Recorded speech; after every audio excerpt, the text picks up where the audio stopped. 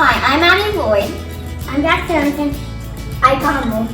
Today we're making Agua Fresca. First, we cut the grapes in half and the bananas in 4 parts. Now we cut in the peas and apples. We need 4 cups of water. Add 1/4 cup of sugar because I like it sweet. We're adding the juice of 1/2 lemon now. Okay, adding a bit of salt. It's the last thing we need. It's time to blend! Here's our Agua Fresca.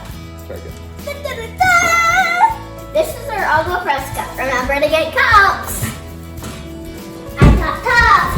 I will be able to get cups. It feels good.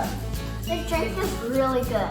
What does it taste like? You should make some of these at the house. It's really good with ice. You should try it. Yeah. Agua Fresca. Yeah.